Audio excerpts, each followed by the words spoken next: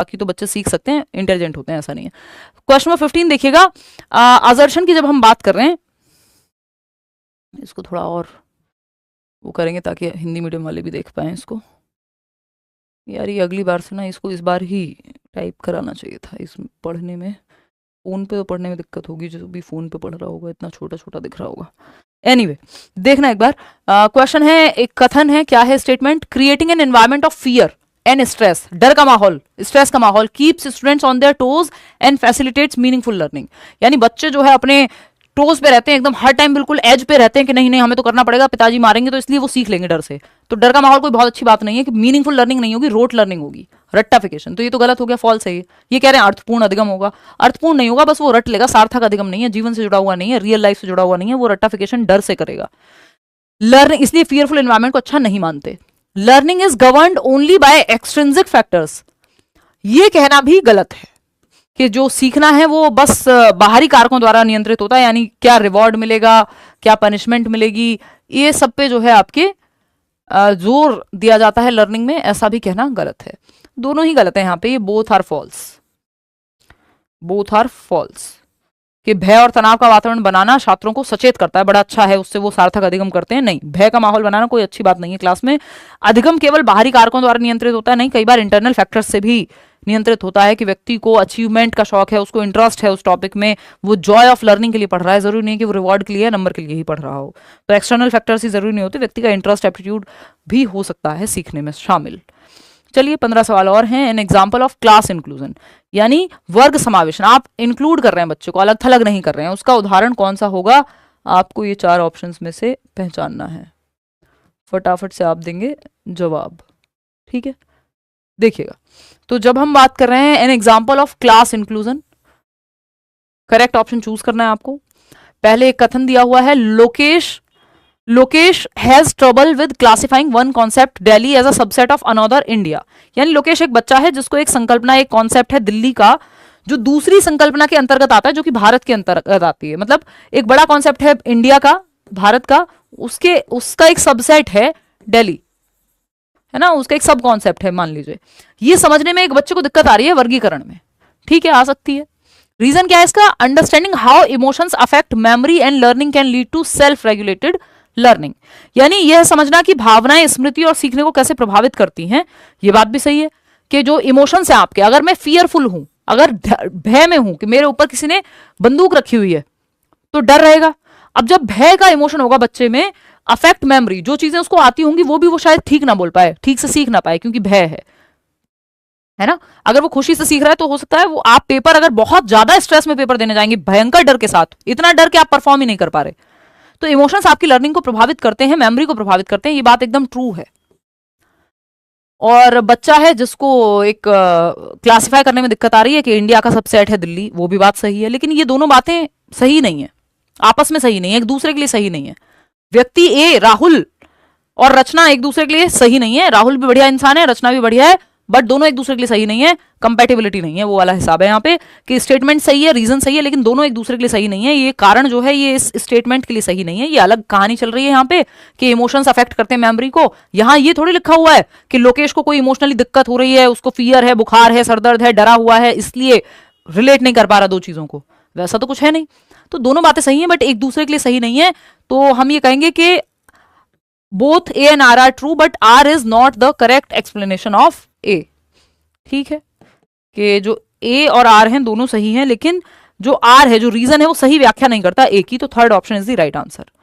Question number 17 देखिएगा, ये क्या कहता है? Which of the following statement aptly describes the purpose of a diagnostic assessment. Diagnostic assessment नैदानिक आकलन बोलते हैं, निदान करना या गैप्स का पता लगाने के लिए डायग्नोस्टिक आकलन किया जाता है कि बच्चा अगर गलती कर रहा है, किसी कॉन्सेप्ट में दिक्कत है तो क्यों है और कहां है।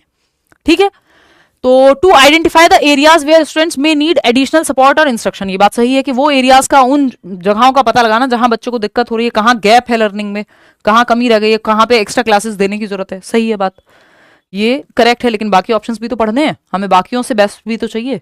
चारों ऑप्शंस में जो बेस्ट होगा वो सही है। To give students the opportunity to critically assess the work of their peers. बच्चे पीयर असेसमेंट थोड़ी है ये कि बच्चे एक दूसरे का आकलन कर रहे हैं, यहाँ तो टीचर करेगा आकलन। To identify the attitude patterns of students and design a career guidance programme. ये वो भी नहीं है। एटीट्यूड पैटर्न करके गाइडेंस एंड काउंसलिंग, कोई करियर काउंसलिंग की बात थोड़ी चल रही है। To provide feedback to the teacher about their teaching methods, हाँ वो मिलता है फीडबैक, लेकिन ये मेजरली जो होता है डायग्नोस्टिक टेस्ट, वो जहां कमी रह गई है उसको डायग्नोस करने के लिए। जैसे एक टेस्ट, आप ब्लड टेस्ट कराते हैं ये पता करने के लिए कि भाई बुखार है, तो हमें पता तो लग जाए कि रीजन क्या है, डॉक्टर कहेगा टेस्ट करा लो। तो डायग्नोस्टिक टेस्ट कमी का या प्रॉब्लम का पता लगाने के लिए होता है, बाकी सारी चीजों का के लिए अलग अलग टेस्ट अवेलेबल हैं। आगे बढ़ेंगे, क्वेश्चन नंबर 18 कि बच्चा फेल हो रहा है या मैथ्स में दिक्कत है तो क्यों है, वो डायग्नोसिस से पता चलेगा कि कारण क्या है। क्वेश्चन नंबर 18 देखिएगा, 10-year-old Kakuli is struggling with a difficult math problem, what can her teacher do to enhance her problem solving skills. 10 साल की बच्ची है जिसका नाम काकुली है, गणित के एक कठिन सवाल में अटकी हुई है, जूझ रही है उससे। उसके समस्या समाधान कौशल को बढ़ाने के लिए शिक्षिका क्या कर सकती हैं कि जो मैथ्स में जिस सवाल पे अटकी है काकुली, उसको हेल्प करने के लिए how her teacher can help her. Simple, पहला ऑप्शन है give severe punishment so that it is not repeated in future, यानी काकुली को कड़ी से कड़ी सजा दी जाए ताकि भविष्य में ऐसा दोबारा ना हो। सजा देना, बच्चे को डांटना फटकारना कोई बहुत अच्छा तरीका है नहीं, इससे कोई सॉल्यूशन निकलना नहीं है, सिंपल बात। और ये पेडागोजी में हम इसको अच्छा मानते भी नहीं है, साफ बात है, ठीक है। तो ये एक बात हो गई कि डांट लगाने से तो ऐसा नहीं है कि मैथ की प्रॉब्लम अपने आप सॉल्व हो जाएगी जब वो अटक रही है या उसको स्ट्रगल कर रही है वो किसी एक टॉपिक में, तो डांट लगाने से तो वो और दिक्कत में आएगी। Give her the solution to the problem, सीधा सॉल्यूशन दे दोगे तो वो खुद से कैसे करना सीखेगी। Tell her to skip the problem and move on to the next one, अच्छा अगर प्रॉब्लम स्किप कर दी तो नेक्स्ट कॉन्सेप्ट भी समझ नहीं आएगा, अगर पहला ही छोड़ दिया तो ये भी कोई बहुत अच्छा तरीका नहीं है। तरीका क्या हो सकता है कि हिंट दे, टीचर हेल्प करे, किसी स्टेप पे अगर अटकी है बच्ची तो वो स्टेप सॉल्व करे, स्कैप फोल्डिंग दे, कुल मिला के वाइगॉत्स्की कहते हैं, जो कि encourage her to keep trying and offer scaffolding when needed, जहां जरूरत पड़े कोशिश करते रहने के लिए उसे प्रोत्साहित करें और जरूरत पड़ने पर आलमन प्राप्त करें। इसको पाड़ कह देते हैं, हिंदी में कई नाम है, इंग्लिश में सिर्फ आपका पाड़ ढांचा।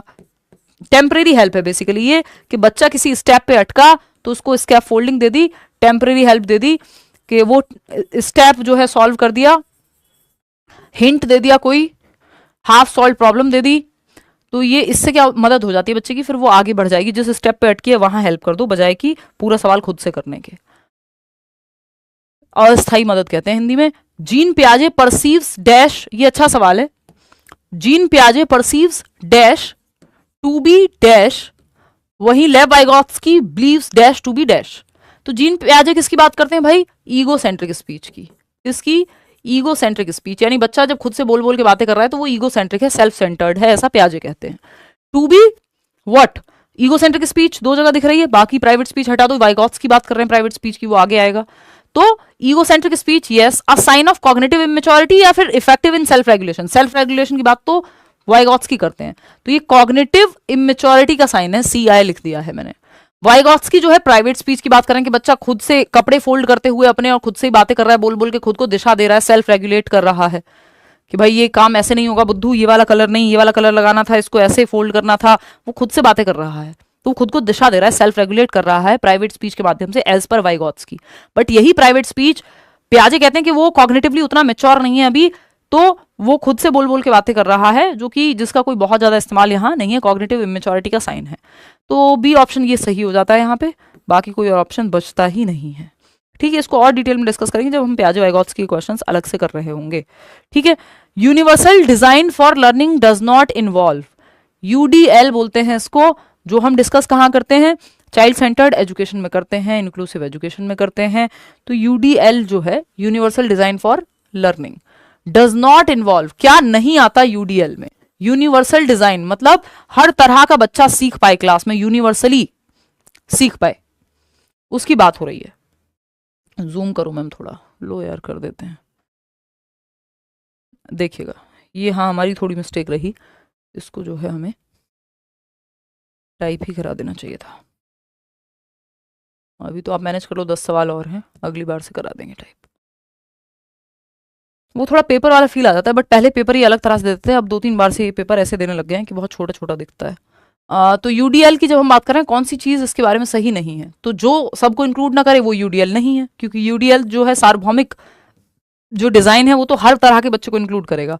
Practising forms of labelling, and categorisation of learning, बस यही है। लेबल करने की बात कभी भी यूनिवर्सल डिजाइन करेगा ही नहीं। यूनिवर्सल मतलब हर तरह का बच्चा, और लेबल जब ठप्पा लगा दिया आपने कि ये तो रिटार्डेड बच्चा है, ये स्टूपिड है, ये स्मार्ट है, ये है, ये वो है, तो फिर गड़बड़ हो जाएगी। वो सबके लिए फिर क्लासरूम नहीं रहेगा, फिर आप तो कुछ तरह के बच्चे ही पढ़ाएंगे सिर्फ। Giving all learners various ways of acquiring information, हाँ मल्टीपल तरीके से भाषा ज्ञान की प्राप्ति के तरीके दो बच्चों को, ठीक है, ये यूनिवर्सल डिजाइन है, सार्वभौमिक, सबको जोड़ लिया इसमें। हमें नहीं चाहिए जो नहीं है, तो वो लेबलिंग वाला ही नहीं है। Providing all learners alternatives for demonstrating what the learner know, सभी बच्चे बता पाएं, दर्शा पाएं किसको क्या आता है, ये बच्चे बता रहे हैं। Tapping into all learners interest and offering challenges accordingly, बच्चे के हर बच्चे के, मान लीजिए 30 बच्चे हैं क्लास में, तो आपको पता हो किसका इंटरेस्ट किस तरफ है, किसको चार्ट दिखा के समझ आएगा, किसको एक्टिविटी करा के, किसको कैसे इन्वॉल्व करके समझ में आएगा। बच्चे के हित के हिसाब से आप उसको, किसी को म्यूजिक में इंटरेस्ट है तो उसके हिसाब से उसको म्यूजिक में डालते हैं, दूसरे को स्पोर्ट्स में डालते हैं, तीसरे को कुछ और काम कराते हैं, चौथे को मैथ्स की क्विज देते हैं। तो आपको इंटरेस्ट के हिसाब से देखना होता है, क्योंकि आपको तो हर बच्चे को सिखाना है। तो first option is the right.